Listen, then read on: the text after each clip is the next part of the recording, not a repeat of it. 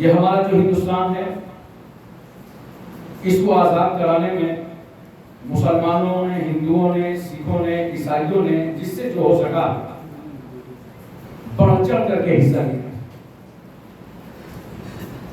اور 15 اگست سن 1947 کو ہندوستان آزاد ہوا۔ ہماری قربانیاں ہیں اس ملک میں۔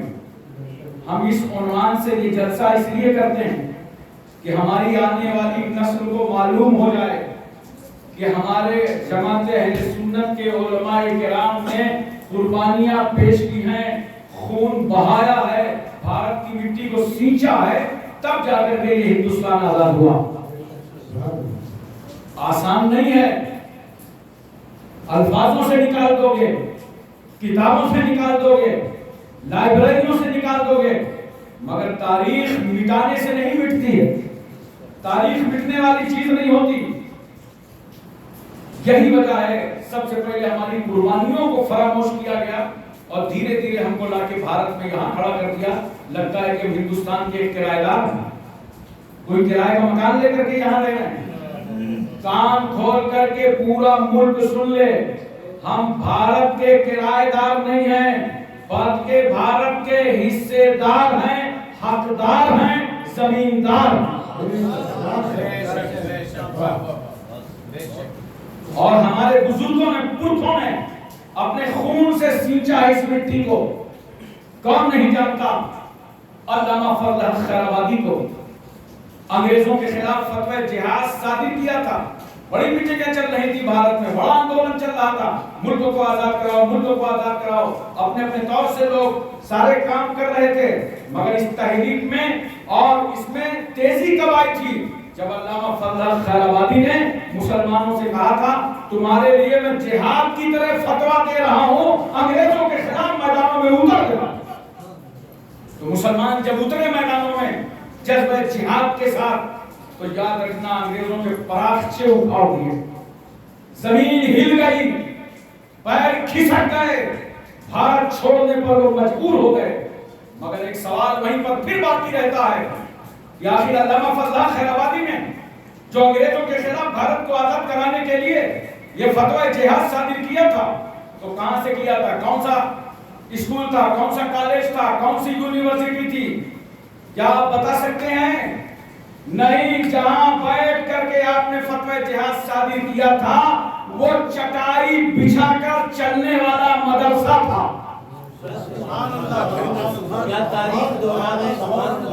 وہ مدرسہ تھا، مدرسہ۔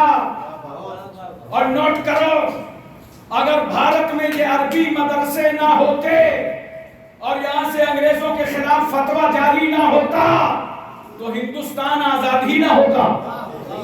یہ تو مدرسوں کی برکت ہے، یہ مدرسوں کی دین ہے۔ کہاں ہیں وہ لوگ جو مدرسوں کے خلاف بکواس کرتے ہیں، مدارس عربیہ کو بتاتے ہیں کہ دہشت گردی کے اڈے ہیں؟ ارے ہوش کی دوا کھاؤ، دہشت گردی کی اڈی بتانے والوں چلو میرے ساتھ مدرسے میں، کسی مدرسے چلو، میں جامعہ اشرف المدارس یہ چلتا ہوں، کسی بھی بڑے اسکول چلے چلو، مدرسے چلے چلو بھارت کے، لاک ڈاؤن ختم ہو جانے کو، ہاسٹل ابھی بند ہیں، جب مدرسہ کھل جائے تو میرے ساتھ چلو، میں سب سدھار کے والوں کو دعوت دیتا ہوں، کسی مدرسے میں چلنا کبھی، اور چل کر کے 5 کلو سیب لے لو، 5 کلو انار لے لو، اور 5 کلو ناشپاتی لے لو، موسمی پھل ہے، 5 کلو امرود لے لو، اور چلو کسی ہاسٹل میں چلتے ہیں جہاں بچے عربی مدرسے کے بچے رہتے ہوں، اور اسے جا کے کہو بیٹا دسترخوان لگاؤ، چادر بچھا دیں گے، اور کہہ دو یہ ہم پھل لائیں تمہارے لیے، ذرا چاقو لے آؤ، چھری لے آؤ، تو ہم اسے کاٹ کر تمہیں کھلانا چاہتے ہیں۔ پوری گارنٹی سے کہتا ہوں کہ پورے ہاسٹل نہیں، پورے مدرسے میں ایک چھری بھی نہیں ملے گی، ایک چاقو بھی نہیں ملے گا جس سے پھلوں کو کاٹا جا سکے۔ اب یہ تو پڑھنے والے بچے جانتے ہیں، دال ایسی کہ اگر پانی سامنے رکھا ہو تو پینے کی ضرورت نہ پڑے، دال چاول اور ساتھ میں پانی کا کام بھی کرے۔ یہ غریب قوم اردو کو زندہ کیے ہوئے، اردو کو فروغ دے رہی ہے، مدارس زندہ کیے ہیں، مدرسے کے بچے زندہ کیے ہیں، اردو کے نام پر کھانے والوں غور سے سن لو، یہ عربی مدرسے ہی ہیں جو آج اردو بھی زندہ نظر آ رہی ہے، اور یہ اردو زبان پوری دنیا میں بھارت کے لیے بھارت کی زبان ہے، لشکری زبان ہے، اسے مدارس عربیہ نے زندہ کر رکھا ہے۔ مدرسوں کے خلاف بکواس کرنے والوں، بولنے والوں 10 سال تک یہ علماء قربانیاں دیتے ہیں، ان کے جا کے بستر دیکھو، کھانا دیکھو، ناشتہ دیکھو، مشقت کر کے یہ دین حاصل کرتے ہیں، اچھے بنتے ہیں، اور مدرسے سے نکلنے کے بعد یہ باس نہیں ہوتے، یہ اسمولر نہیں ہوتے، یہ کرمنل نہیں ہوتے، یہ ڈاکو نہیں ہوتے، یہ چور نہیں بنتے، یہ ناکار اور نہنجار نہیں بنتے، بلکہ مدرسے سے نکلے تو اس میں بھی درجے متعین ہیں، کوئی امام بن گیا، کوئی مؤذن بن گیا، کوئی مبلغ بن گیا، کوئی مقرر بن گیا، کوئی خطیب بن گیا، کوئی شہید بن گیا، کوئی ادیب بن گیا، ابے کچھ نہ ملا تو کوئی موفیز بن گیا۔ لیکن کبھی دیکھا 10 سال کی تربیت میں ان کے غلط قدم کہیں چلے ہوں؟ یاد رکھو یہ مدرسوں کی برکت ہی سے الحمدللہ یہ ہندوستان آزاد ہوا۔ اور ایک بات ہم آپ کو اور بڑے پیار سے سمجھانا چاہتے ہو، بتانا چاہتے ہیں، کچھ لوگ سمجھتے نہیں ہیں، رات دن رہتے ہیں، وہ قومی ایکتا، سیکولرزم، بڑے نعرے لگاتے ہیں قومی ایکتا کے۔ اگر میں آپ کو قومی ایکتا سمجھا دوں، میں نے ہندوستان میں جہاں سمجھا دیا ہے وہاں کے لوگ آج تک سمجھ گئے ہیں قومی ایکتا کیا ہے۔ قومی ایکتا جانتے ہو لوگ کس کو کہتے ہیں؟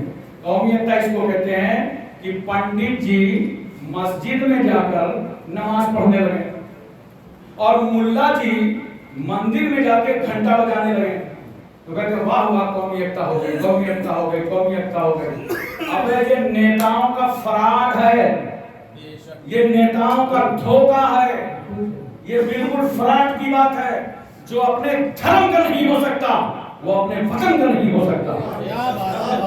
یہ اپنے دھرم کے ساتھ غداری ہے۔ ہمارا قرآن کہتا ہے لکم دینکم ولی دین، ہمارے لیے ہمارا دین، تمہارے لیے تمہارا دین۔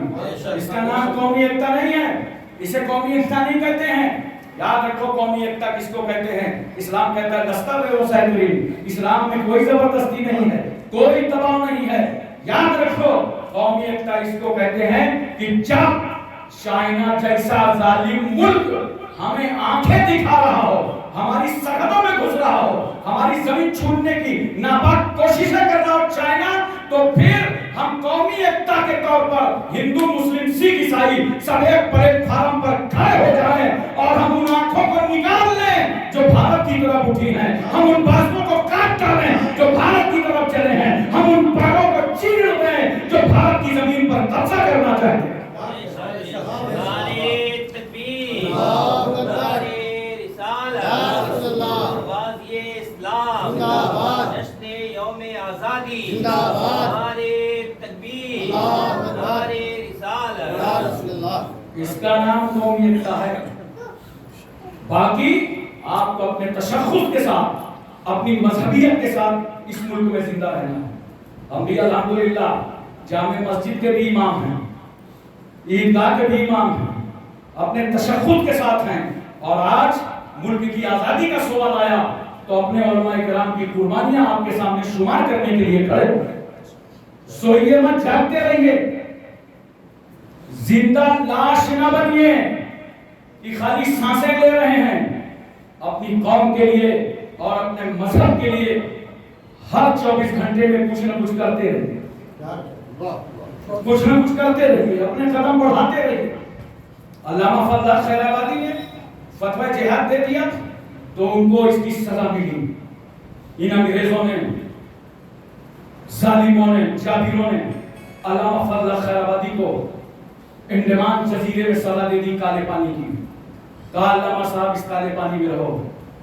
مسکرا کر کے عالم دین، جسے آج بڑے فخر سے لوگ مولانا کہتے ہیں اور ٹی وی چینلوں میں توہین آمیز انداز میں مولانا مولانا کہتے رہتے ہیں، یہ مولانا فضل الحق خیر آبادی ہی تھے جو بھارت کو بچانے کے لیے جیل کے اندر چلے گئے۔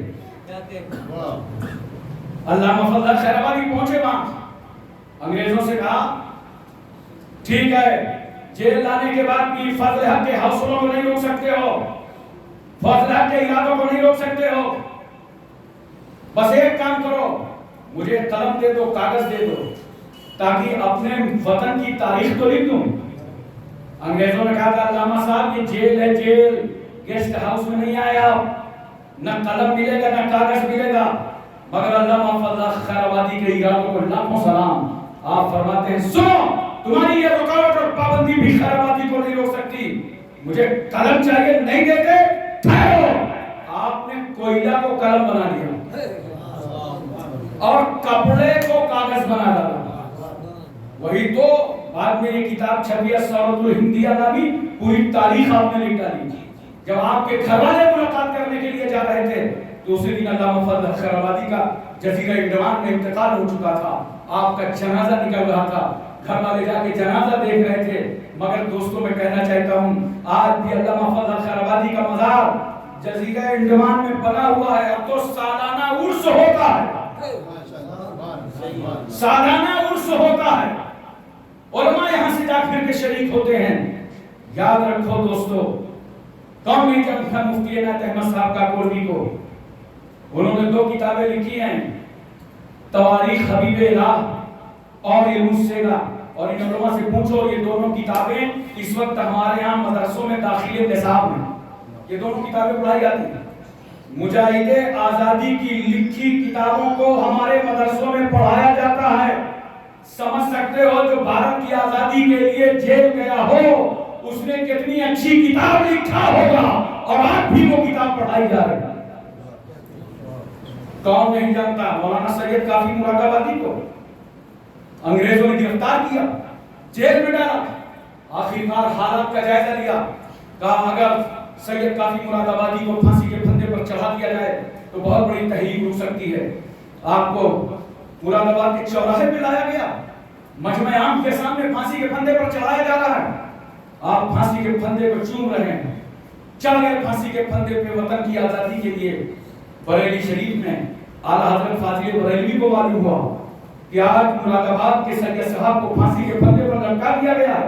اعلیٰ حضرت نے بڑے پیار سے کہا تھا کہ سید کافی کی رگوں میں پہلے ہی سے خون ہاشمی معجزت تھا, لو آج وطن پر قربان ہو گیا, وہ آج اپنی ملک پر قربان ہو گیا. اور نہیں جانتا مولانا لطف اللہ شاہ علی گڑھی کو, یہ مولانا سید احمد اشرف کچھوچلی کے استاذ گرامی ہیں.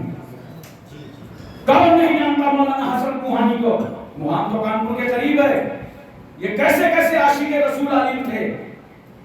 حضرت موہانی ہی نے کہا تھا وہ نبیوں میں رحمت لقب پانے والا, مرادیں غریبوں کی بتلانے والا. کون نہیں جانتا مولانا محمد علی جوہر کو. مولانا محمد علی جوہر نے کہا تھا لوگوں ہم نے بہت شاعری پڑھی ہے لوگوں کی, ڈاکٹر اقبال کو بھی پڑھا ہے اور بریلی کے اعلیٰ حضرت کو بھی پڑھا ہے. مگر محمد علی جوہر کہتے ہیں کہ جب میں نے اعلیٰ حضرت کو پڑھا اور میں نے ڈاکٹر اقبال کو پڑھا تو دونوں شاعری میں مجھے فرق سمجھ میں آیا. ڈاکٹر اقبال کی شاعری نے قرآن تک پہنچایا ہے, ڈاکٹر اقبال کی شاعری نے قرآن تک پہنچایا ہے, اور اعلیٰ حضرت کی شاعری نے صاحب قرآن تک پہنچایا ہے. آج مولانا محمد علی جوہر کے نام ہی سے تو رامپور میں ایک یونیورسٹی بنی ہوئی ہے, ایک تعلیم گاہ ہے, دانش گاہ ہے, ایک ادارہ ہے. لیکن آج حکومت نے جس طریقے سے اس گیٹ پر بلڈوزر چلایا جس گیٹ پر مولانا محمد علی جوہر کا نام لکھا تھا, ان کے نام سے منسوب, میں کہنا چاہتا ہوں کیا ہو گیا ہے ان لوگوں کو, اس ملک کو کیا ہو گیا ہے. اگر آج کسی کا کہیں پر بھی مجسمہ لگا ہو تو بھارت میں جرم ہے کہ مجاہد آزادی کے مجسمے کو توہین نہیں کر سکتے, بری نظر سے ٹچ نہیں کر سکتے. جس یونیورسٹی میں نام چل رہا ہو مولانا محمد علی جوہر کا, اس یونیورسٹی کے تعلق سے نیت خراب ہو جائے تو یاد رکھنا یہ ذاتی دشمنی کچھ بھی ہو سکتی ہے. میں آپ کو بتاؤں جس منتری کا مسئلہ ہے, میرے بھی تعلقات کبھی ان سے اچھے نہیں رہے, بڑا ایماندار آدمی ہوں, سچی بات بولتا ہوں, کبھی میرے تعلقات اچھی نہیں رہے. ان کا جا جا کے میں نے رامپور میں خود جواب دیا ہے, لیکن بات مجھے انصاف کی کرنا ہے. ذاتی تعلقات کسی سے بھی کیسے ہوں, خراب ہوں, مگر محمد علی جوہر یونیورسٹی مسلم یونیورسٹی علی گڑھ کے بعد اگر آزادی کے بعد کوئی یونیورسٹی بنی ہے تو وہ رامپور کی یونیورسٹی. لہذا ہم گزارش کریں گے ذاتی دشمنی کو تعلیمی دشمنی مت بناؤ, علمی دشمنی مت بناؤ, اور ایسی چیزوں سے باز آؤ. بھارت کے بچوں کے بھوش سے کھلواڑ نہ کیا جائے. مکمل طور پر یونیورسٹی کو بحال کر کے اس کا تعلیمی پروگرام آگے بڑھایا جائے. بہرحال حضرات میں ایک بات اور عرض کر دوں, مولانا مفتی صدر الدین آزوتا, مولانا وحید الدین دہلوی, مولانا فیض الرسول صاحب بدایونی, مولانا لیاقت علی صاحب الہ آبادی, ایسے ہزاروں نام ہیں جو آپ کو میں شمار کرتا رہوں گا جنہوں نے قربانیاں دی ہیں تو ہندوستان کو آزادی ملی. لیکن اب سوال یہ ہے, ایک چیز اور سمجھ لیجئے, شجاعت خان والوں بہت محبت سے میری بات سنیے گا, یہ جتنے میں نے نام بتائے ہیں اس سے سینکڑوں نام میں آپ کو اور بتاؤں گا. الحمدللہ سب سے اہم بات یہ ہے کہ یہ سارے علماء اہل سنت تھے. یہ ان کی قربانیاں ہیں.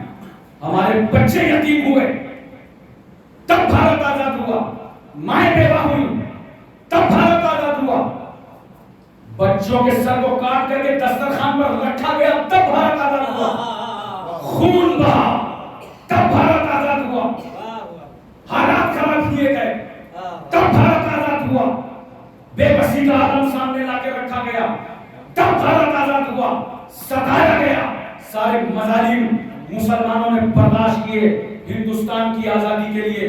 نوٹ کر لو محبت کے ساتھ اور توجہ کے ساتھ, خون ہم نے بہت بہایا, خون کی قربانی بہت کی ہندوستان کے لیے.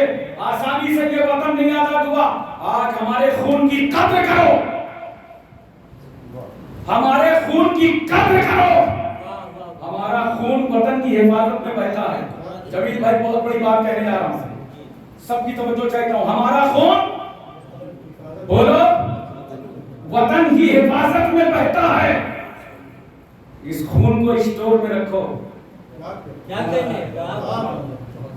اس خون کو اسٹور میں رکھو, بچا کے رکھو. وطن کی مٹی کی حفاظت کے لیے ضرورت پڑے گی تو مسلمانوں کا خون کام آئے گا. تم بے گناہوں کا خون معاف لنچنگ کر کے کیوں بہا رہے ہو؟ بے قصوروں کے خون سے کیوں کھلواڑ کر رہے ہو؟ جو ویڈیو وائرل ہوتی ہے یہ تمہاری بلائی ہوتی ہے, جہاں 50 لوگ نامرد بن کر کے ایک 22 سال کے بچے کو گھیر کر کے موت کے گھاٹ اتار دیتے ہو.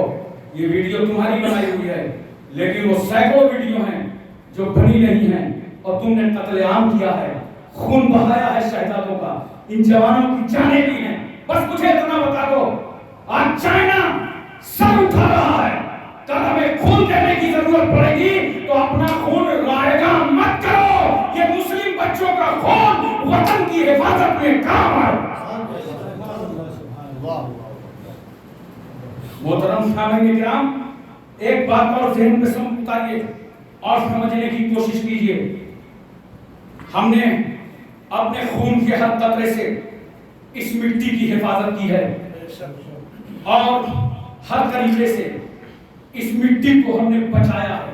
کیوں؟ اس لیے کہ ہمارے پیغمبر نے کہا تھا احفظوا ارضکم فإنها امکم. اے لوگو تم اپنی مٹی کی حفاظت کرو اس لیے کہ تمہاری ماں ہے. تو یاد رکھو ہم ملک کی حفاظت کرتے ہیں, مٹی کی. زور سے بولو یار, ذرا حافظ عبدالرحیم کو بلوا دو. نعرہ تکبیر, نعرہ رسالت. ہم مٹی کی حفاظت کرتے ہیں, عبادت نہیں کرتے. بولو. ارے تو مٹی ہے, ہم سگی ماں کی عبادت نہیں کرتے. بولو. ہم جس پیر سے مرید ہیں ان کی عبادت نہیں کرتے. ہم تو اپنے آقا مولا صلی اللہ علیہ وسلم کی بارگاہ میں سجدہ نہیں کرتے. بولو. ہمارا سجدہ تو صرف وحدہ لا شریک کے سامنے, صرف ایک خدا کے سامنے, مولا کے سامنے, کبریاء کے سامنے, کبیر کے سامنے. ابے جو قوم خدا کے علاوہ سری نہ جھکاتی ہو, خدا کے علاوہ کسی کو سجدہ نہ کرتی ہو, تو اس قوم سے کیوں کہتے ہو کہ بھارت میں رہنا ہوگا, وندے ماترم کہنا ہوگا؟ تم رہتے رہو, کہتے رہو. ہم کل بھی لا الہ الا اللہ پڑھ کے رہ رہے تھے, آج بھی لا الہ الا اللہ پڑھ کے رہ رہے ہیں اور قیامت تک لا الہ الا اللہ پڑھ رہے ہیں. نعرہ تکبیر, نعرہ تکبیر.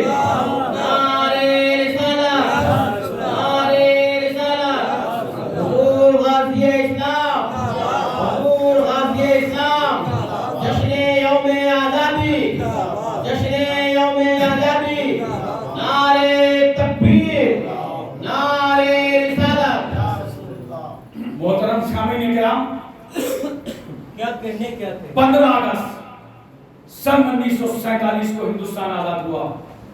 इसे आप दिमाग में बैठा लीजिए और आज से पढ़िए तारीख कि इस मुल्क की आजादी में हमारे पुरखों बुजुर्गों ने कितना बढ़ चढ़ करके हिस्सा लिया है। समझ में आ गया? बोलो।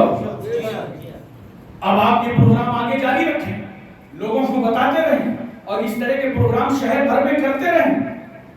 बहुत सारे लोग समझ गए कि आप खामोश हो गए, वो समझ गए कि तारीख से निकाला, इनको बिल्कुल खत्म करो।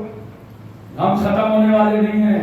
आजादी से हमारा पुराना ताल्लुक है, बड़ा गहरा ताल्लुक है आजादी से, बड़ा गहरा ताल्लुक।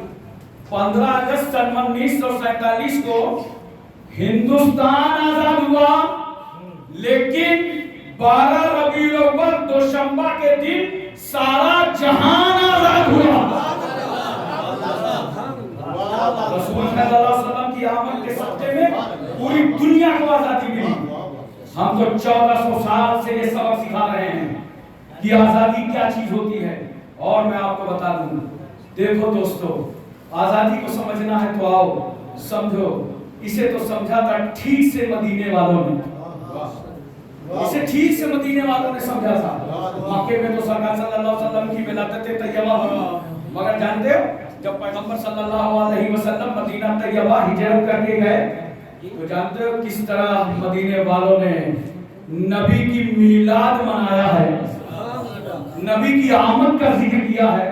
नबी के सदक़े में जो आजादी मिली थी, उस आजादी का कैसे मदीने वालों ने इस्तेमाल किया। सरकार सल्लल्लाहु अलैहि वसल्लम दाखिल हो गए मदीने शरीफ। बनु नजार ने 2 सफ़े बांध ली हैं और 2 सफ़ों के दरमियान अल्लाह का महबूब आता है और सरकार उन 2 सफ़ों के दरमियान चलते हैं।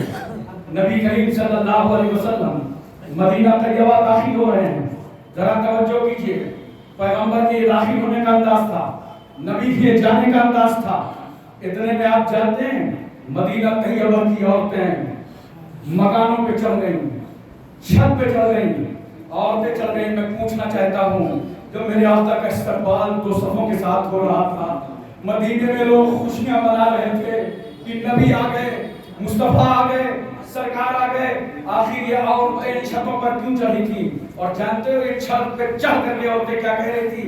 बड़ा मशहूर तराना है जिसे हमारे उलमा शुरा पढ़ा करते हैं। ये औरतें पढ़ रही थी, तलाल बदरो अलैना मिन सनियातिल वदाई वजब शुक्र अलैना मादा लिल्लाह दाई। हमें सूरज तलू और चांद तुलू हो गया है, हमें चांद तुलू हो गया है, बदरे मुनीर तुलू हो गया है। ये औरतें खुशियां क्यों मना रही थी मालूम है? नोट करो मेरा जुमला, मैं नतीजे पे आ गया। इसलिए कि पूरे अरब के समाज को मालूम था, अरे ये वही रसूल है जिनके आने से पहले औरतों की इज्जत नहीं थी दुनिया में। ये वही रसूल है जिनकी आने से पहले औरतों को मनहूस समझा जाता था। बेवा औरत की कोई सूरत देख ले तो कारोबार बदल देता था, बिजनेस बदल देता था, रास्ता चेंज कर देता था, दूसरे रूट पे चला जाता था। अरे ये वही पैगंबर हैं जो बेवा औरतों को इज्जत दे करके आए हैं। और सुन लो, वो औरतें खुशियां इसलिए मना रही थी, ये वही पैगंबर है जिसने अपनी 25 साल की उम्र में मक्के की जमीन पर खदीजतुल कुबरा से निकाह फरमाया। इसलिए औरतें जिंदगी की आजादी की खुशियां मना रही थी कि नबी आ गए, मुस्तफा आ गए, रहमतुल लिल आलमीन आ गए। छोटे छोटे बच्चे, गौर करो जरा सा, छोटे बच्चे भी इसे खुशी मना रहे थे। छोटे छोटे बच्चे नबी करीम सल्लल्लाहु अलैहि वसल्लम से प्यार कर रहे थे, तरानी पढ़ रहे थे, गीत गा रहे थे। सरकार ने पूछा, बच्चों क्या तुम मुझसे प्यार करते हो? बच्चों ने कहा, हाँ या रसूलल्लाह, हम आपसे प्यार करते हैं। मेरे आका फरमाते हैं, बच्चों मैं भी तुमसे प्यार करता हूँ। तवज्जो कीजिए जरा सा, छोटी बच्चियां नबी से मोहब्बत कर रही हैं, गीत गा रही हैं, तराना पढ़ रही हैं। क्यों? इन छोटी बच्चियों को मालूम था कि इस रसूल के आने से पहले बेटियां जिंदा दफन कर दी जाती थी, बेटियों को जिंदा गाड़ दिया जाता था, बेटियों को जिंदा दफन कर दिया जाता था। देखो देखो चेहरा, ये वो रसूल आया है कि जो बच्चियों को जिंदा दफन होने से बचाने जा रहा है। بچیوں کو عزت دینے جا رہا ہوں۔ نعرہ رسالت، حضرات لڑکے، چھوٹے چھوٹے لڑکے اور غلام بچے مدینے کی گلیوں میں گول بنا بنا کر کے گھومتے تھے، گول بنا بنا گھومتے تھے، خوشیاں مناتے تھے، رسول آ گئے، مصطفیٰ آ گئے، رحمت للعالمین آ گئے، اللہ کے حبیب آ گئے۔ میں آپ سے پوچھنا چاہتا ہوں، بتانا چاہتا ہوں، بچے خوشی منا رہے تھے ٹھیک ہے، یہ غلام بچے کیوں خوشی منا رہے تھے؟ یہ غلام بچے کیوں منا رہے تھے؟ کیوں؟ ان بچوں کو معلوم تھا کہ ہمارے آبا و اجداد نے غلامی میں زندگی گزاری ہے، ہمیں آزادی دے جانے والا رسول آ گیا ہے، ہمیں آزاد کرانے والا پیغمبر آ گیا ہے۔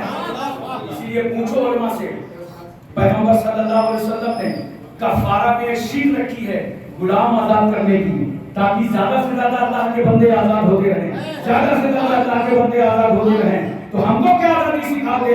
ہم تو 1400 سال پہلے سے پڑھ کر کے بیٹھے ہیں، ہمارے آقا نے بتایا تھا آزادی یہ ہے، بس ہندوستان کی قربانی سے ہندوستان کو آزادی ہے، مگر میرے نبی کی آمد سے پورے جہان کو آزادی ہے۔ محترم سامعین کرام، ایک بات میں اور عرض کرنا چاہتا ہوں چونکہ ٹائم ہو رہا ہے، اور وہ بات یہ ہے کہ دیکھو یہ جو آزادی کی تحریک چلی، جب تحریک چلی تبھی تو حق ملا، بولو، جب تحریک چلی تبھی تو حق ملا۔ اچھا، بہت ساری ہندوستان میں تحریکیں چلتی ہیں تبھی حق ملتا ہے، جیسے بیچارے آج کسان تحریک چلا رہے ہیں، اب ان کو حق نہیں مل رہا ہے، لیکن ملے گا۔ کیوں؟ آندولن چلانا، تحریک چلانا، جو بھی تحریک چلائے گا اسے حق حکومتیں دیتی ہیں، مگر جنتا کے کو دربار حکومت میں ہاتھ پھیلانا پڑتا ہے، بھیک مانگنا پڑتا ہے ہمارا حق، تو تبھی حقوق ملتے ہیں۔ بولو، ملتے ہیں کہ نہیں ملتے ہیں؟ پارلیمنٹ میں دھرنا پردرشن کرو، جنتر منتر میں کرو، اسمبلی ہاؤس میں کرو، تبھی تو حکومتیں حق دیتی ہیں۔ آپ تھوڑا سا دیکھ لیجئے، یہ ہندوستان ہے، یہ دنیا ہے، یہاں آندولن چھیڑو تب حق ملے، تحریک چلاؤ تب حق ملے، بھیک مانگو تب حق ملے، مگر ہم جس پیغمبر کی امت میں ہیں وہ ایسا بے مثال رسول ہے کہ میرے نبی کے سامنے نہ کوئی دھرنا، نہ کوئی پردرشن، نہ کوئی آندولن، وہ رسول مکے کی چٹائی میں بیٹھا ہے، وہ رسول مدینے کی چٹائی میں بیٹھا ہے، تو غریبوں کو حق دے رہے ہیں مصطفیٰ، یتیموں کو حق دے رہے ہیں مصطفیٰ، لاواریسوں کو حق دے رہے ہیں مصطفیٰ، بیماروں کو حق دے رہے ہیں مصطفیٰ، کمزوروں کو حق دے رہے ہیں مصطفیٰ، ضعیفوں کو حق دے رہے ہیں مصطفیٰ، بچوں کو حق دے رہے ہیں مصطفیٰ، پڑوسی کو حق دے رہے ہیں مصطفیٰ، بیماروں کو حق دے رہے ہیں اور مصطفیٰ، انسان تو انسان، میرا رسول جانوروں کے حقوق بیان کر رہا ہے۔ نعرہ تکبیر، نعرہ تکبیر، نعرہ رسالت، نعرہ رسالت۔ وما توفیقی الا باللہ۔ اب آپ کھڑے ہو جائیں، پہلے